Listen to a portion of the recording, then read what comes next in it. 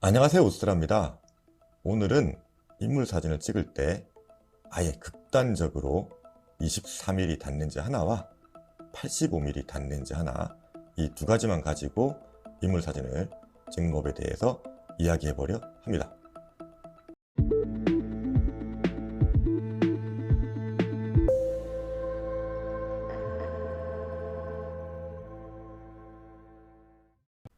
자, 초점 거리는 사진에 있어서 정말 중요하죠. 이 가장 기본이 됩니다. 자, 여러분 카메라를 보시면은, 자, 제 이게 바디 보시면은 어떤 카메라든 바디 상단에 동그라미에 이렇게 딱 줄이 쳐져 있는 표시가 되어 있습니다. 이게 뭐냐? 이 이미지 센서의 위치예요. 필름 카메라 같다면은 필름이 들어가는 자리겠죠. 자, 그 이미지 센서 면에서부터 이렇게 렌즈를 교차를 딱 하면은 이 만나는 점이 생기죠. 그게 제2 주점이라고 합니다.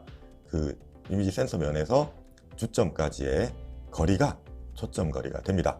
그래서 이게 짧으면 화각은 반비례해서 넓어지고요. 그 다음에 길면 화각은 또 좁아지게 되죠. 자, 우리 보통 사람들이 이렇게 시야가 이렇게 하면 굉장히 넓어지지만 보통 이 정도 시야각에서 보고 있는데, 그게 이제 가장 가까운 화각을 갖고 있는 초점 거리가 또 50mm라고 합니다.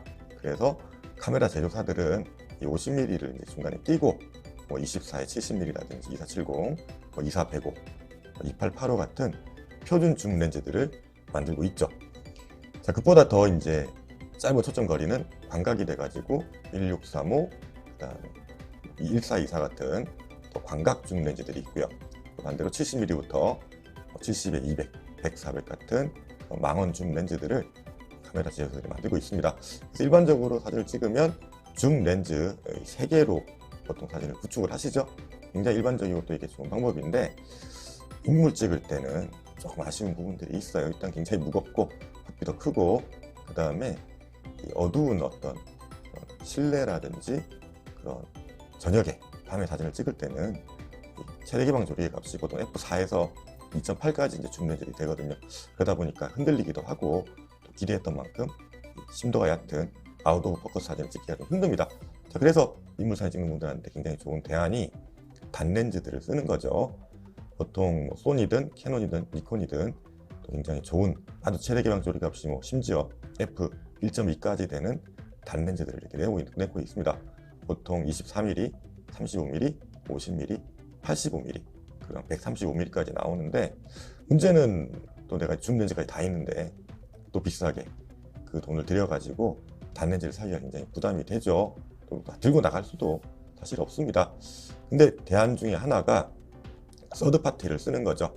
뭐 시그마, 탐론, 빌트록스, 그 다음에 삼양 렌즈, 이런 렌즈들이 보통 한 f1.8까지 최대 개방이 되면서 또 굉장히 성능 비슷한데 저렴한 가성비 좋은 렌즈들을 많이 내놓고 있거든요. 자, 그래서 저는 빌트록스 24mm와 85mm를 굉장히 즐겼습니다. 50mm를 왜 안 쓰느냐? 50mm도 있어요. 근데 이 50mm는 딱 우리 사람 눈과 되게 똑같다고 하지만 그래서 너무 또 평범하고 또 너무 이렇게 객관적으로 느껴집니다. 사실 인물 사진은 조금 이렇게 막 과감하게 넓게도 찍어보고 또 확 압축해가지고 이렇게 좀 좁게 생략되고 미화되는 그런 맛도 있어야 되는데 50mm는 너무 이제 좀 밍밍하죠. 그래서 50mm 배제하고 아예 23mm 아주 넓게, 또 85mm 이렇게 좁게, 이 두 가지 전략으로 한번 사진을 찍어보는 것도 괜찮고, 사실 뭐 비용도 적게 듭니다. 두 렌즈 다 거의 50만 원대면 다시 살 수 있거든요. 한 100만 원 정도를 투자해서 그런 인물 사진에 최적화된 단렌즈를 구축하는 것도 굉장히 또 방법이 되겠죠. 자, 그리고 이 줌 렌즈가 당연히 편하고 좋습니다. 단렌즈는 줌이 안 되죠. 줌이 되죠. 발줌이 있습니다. 발줌. 굉장히 불편하고 처음 하시는 분들은 되게 익숙지가 않은데, 이 발줌 단렌즈를 써가지고 왔다 갔다 하다 보면은 거리감이 생겨요. 23mm, 85mm는 굉장히 그 촬영자가 가야 될 지점이 다르겠죠. 동일한 인물은 그대로 있고 찍는다고 할 때 이 촬영자가 서야 될 그 지점이 굉장히 다릅니다. 처음에는 그 지점이 안 보이겠지만 이 극단적으로 두 초점거리 렌즈 쓰다 보면은 딱 내가 어디 가야 될지 그런 위치감이 생기고 거리감이 생기거든요. 그래서 그런 부분들을 제가 빌트록스 23mm, 85mm로 찍은 사진들을 보면서 지금부터 한번 알아보도록 하겠습니다. 자, 먼저 24mm 단렌즈로 인물 사진 촬영을 하는 예시부터 알아보도록 하겠습니다. 영상에서 모델인 김미소 씨가 들고 있는 카메라는 소니 풀프레임 미러리스 카메라인 소니 A7R3에 빌트록스 24mm f1.8 렌즈를 마운트한 것인데요. 단렌즈인 만큼 무척 컴팩트하고 이 24mm는 특이하게 조리개를 렌즈에서 직접 돌려서 열고 조일 수 있습니다. 무게도 영상에서처럼 여성분들이 들고 다니고 찍기에도 충분할 정도로 가볍습니다. 그럼 인물사진 찍기 좋은 장소 중 하나인 서울 을지로 사과 골목에서 김미소 씨가 이 24mm 단렌즈로 찍은 사진들이 아니라 제가 김미소 씨를 찍은 사진들을 보겠습니다. 자, 이 사진은 24mm 특유의 공간감이 느껴지지요. 소실점이 생기도록 벽에 붙어서 촬영했고, 지금 보여드리는 사진들은 다 과감하게 조리개를 f1.까지 최대 개방해서 찍은 사진들입니다. 24mm는 광각이라 볼 수 있기에 왜곡을 절제하려 하기보다 이렇게 애초에 왜곡을 이용하는 게 좋습니다. 이때 앵글도 위나 아래에서 찍을 수 있도록 이 경우 촬영자가 까치발을 들고 모델을 내려다보는 느낌으로 찍으면 좋습니다. 이 사진도 역시 마찬가지지요. 이렇게 위에서 내려다 찍으면 인물의 눈은 크게 나오고 턱은 갸름하게 표현되는 효과를 얻을 수 있습니다. 반대로 앉아서 찍으면 수직 왜곡이 발생해 이렇게 실제 비례보다 늘씬하고 멋지게 나오게 되지요. 왜곡은 24mm 단렌즈라면 필연적으로 발생할 수밖에 없는 단점일 수도 있는데 외려 그 왜곡을 염두에 두고 극단적으로 활용하면 이렇게 전신 사진 등에서 비례가 훨씬 좋은 인물 사진을 찍을 수 있습니다. 해가 직접적으로 들어올 때 역광으로 찍은 이 사진 역시 아주 카리스마 있게 나왔지요. 24mm 단렌즈로만 인물을 찍을 때는 눈높이 앵글보다 위에서 아래로 또 반대로 아래에서 위로 극단적인 앵글을 활용해야겠다고 마음을 먹고 접근할 수 있기에 시각적으로 차별되는 독특한 구도의 사진들을 많이 남길 수 있습니다. 그리고 24mm로 인물을 찍을 때는 본인이 생각하는 것보다 훨씬 더 가까이 다가서야 합니다. 이 사진은 모델이 해를 등지고 있는 상황에서 제가 정말 가까이 들이대는 느낌으로 찍은 사진입니다. 24mm 같은 단렌즈를 쓰기 힘든 이유가 인물에 가까이 잘 못 다가서기 때문인데요. 처음 24mm 단렌즈로 사진을 찍는다면 본인이 처음 생각한 위치보다 최소 두세 발짝은 더 가까이 들어가야 하고 아예 상반신만 찍겠다고 마음먹고 프레임을 잡는 게 좋습니다. 그리고 이 사진을 보면 역광 사진이죠.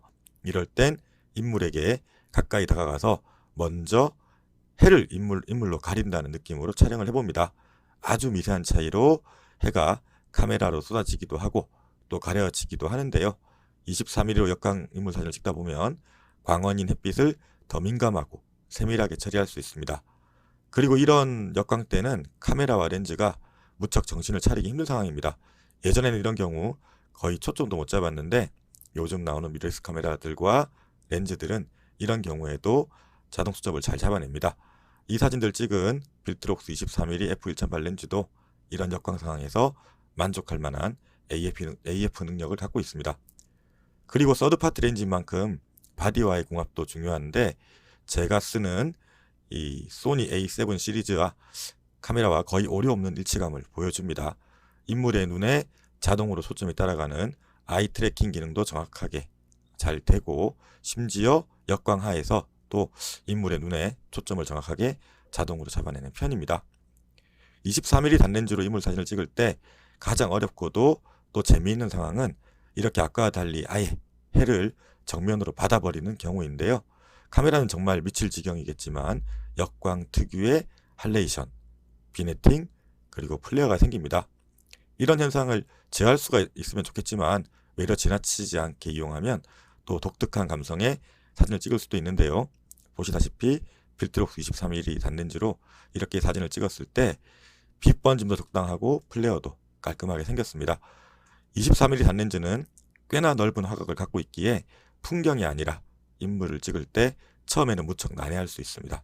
하지만 얼마나 인물에 가까이 접근해야 할지 거리감 잡기가 힘든 것이지 다루기가 어려운 게 아니기 때문에 이렇게 인물을 찍을 때 과감하게 활용해보면 아주 인상적이고 특별한 사진들을 담을 수 있습니다. 이렇게 을지로 사과 같은 골목에서 사진을 찍을 때 아예 바디캡이라고 생각하고 마운트를 해서 계속 발로 움직여가며 인물도 찍고 해와 맞짱을 뜨다 보면 정확한 자신만의 거리감이 생길 거예요. 이번에는 50mm는 건너뛰고 85mm 단렌즈로 촬영하는 예를 보겠습니다. 역시 김미소 씨가 빌트록스 85mm f1.8 단렌즈를 마운트한 카메라를 들고 있는데요. 아까 24mm 단렌즈보다는 크지만 그래도 그렇게 부담가게 부피가 크지 않습니다. 그리고 조작할 게 거의 없이 엄청 단순하고 투박해 보이지만 그래서 더 신뢰가 가기도 합니다. 85mm 단렌즈 역시 아까 24mm 단렌즈 예처럼 모델 김미소 씨를 찍은 사진들을 보시도록 하죠. 인물 사진들을 즐겨 찍는 분들도 24mm 단렌즈의 화각은 많이 낯설 것입니다. 생각보다 너무 넓기 때문인데요. 하지만 85mm 단렌즈의 화각은 인물 사진 찍을 때 가장 선호되고 익숙하지요. 일단 초점거리 자체가 사진에서처럼 압축감이 좋습니다. 그리고 f1.8까지 조리개를 개방하고 촬영하면 아웃 오브 포커스가 빵빵하게 잘 됩니다. 가장 전형적인 인물 사진의 프레임이라 할 수 있는 사진이죠. 빌트록스 85mm f1.8 단렌즈의 선회도는 정말 좋습니다. 85mm로 찍을 때 이렇게 얼굴만 크게 클로즈업해서 찍을 때도 많은데 눈동자나 피부의 디테일을 보면 정말 놀랍습니다. 그리고 85mm 단렌즈 역시 자동 초점이나 아이 트래킹 같은 기능들이 정말 좋습니다. 24mm 단렌즈가 다소 부담스럽다면은 이 85mm 단렌즈는 누구나 쉽게 쓸 수 있고 가성비뿐만 아니라 활용성을 보더라도 하나 정말 들여놓고 싶은 생각이 드는 렌즈일 거예요. 이 85mm 단렌즈가 힘을 발휘하는 장소는 이렇게 종방향으로 길게 트인 골목이나 길이겠죠. 특히 이렇게 역광 방향으로 사진을 찍을 때 빛이 녹아드는 느낌의 표현력이 정말 좋습니다. 이런 경우 초점 잡기가 정말 어렵죠. 빛이 센 경우에는 아무리 최신 미러리스 카메라에 눈에 자동으로 초점 잡는 기능이 좋다 하더라도 추적이 힘들기 때문에 림 라이트가 생기는 머리카락 경계 부분처럼 위상차가 큰 지점에 스팟으로 초점을 맞춰주면 좋습니다. 그런 수고를 감수하고 나서라도 골목에서 이렇게 85mm 단렌즈로 역광 인물 사진을 찍을 가치는 다분한데요. 이때 조리개 등 카메라를 조작하거나 줌렌즈로 초점 거리를 조절하기보다는 85mm 같은 망원 단렌즈로 앞뒤 좌우로 미세하게 움직여가며 빛의 각도나 양을 조절하면 그에 따라 전혀 다른 느낌의 사진들이 표현됩니다. 이 사진과 뒤에 나올 사진 두 장을 비교해보면 둘 다 85mm 단렌즈로 f1.8의 조리개를 촬영했는데 수치는 하나도 바꾸지 않고 촬영자인 저의 위치만 약간 바꿔 촬영한 것입니다. 그런데 두 사진의 느낌은 전혀 다르죠. 이렇듯 단렌즈를 쓰면 빛과 공간에 대한 이해도가 깊어지고 인물을 봤을 때 촬영자가 어느 지점으로 가야 할지 거리감이 잡힙니다. 초보는 초점 맞출 점만 보고 고수는 내가 가야 할 점을 본다는 말이 있는데 24mm 단렌즈와 85mm 단렌즈 두 개를 병행하면서 훈련하다 보면 처음에는 무척 낯설고 힘들겠지만 차츰 거리감이 생기면서 촬영자가 서야 할 지점이 보이게 될 거예요. 자, 오늘 김미소 씨를 모델로 빌트록스 24mm f1.8 단렌즈와 85mm f1.8 단렌즈 두 개만 가지고 극단적으로 광각과 망원 화각의 인물 사진을 찍는 예를 알아보았는데요. 줌 렌즈군을 이미 갖추었다 하더라도 인물 사진을 즐겨 찍는 사람이라면 똘똘한 24mm와 85mm 단렌즈 하나씩 갖추는 것도 괜찮을 것입니다. 가격이 부담된다면 이번에 소개한 빌트록스 같은 서드파티 단렌즈를 사는 것도 또 방법이겠죠. 그럼 또 다음 시간에 좋은 주제 영상으로 뵙도록 하겠습니다.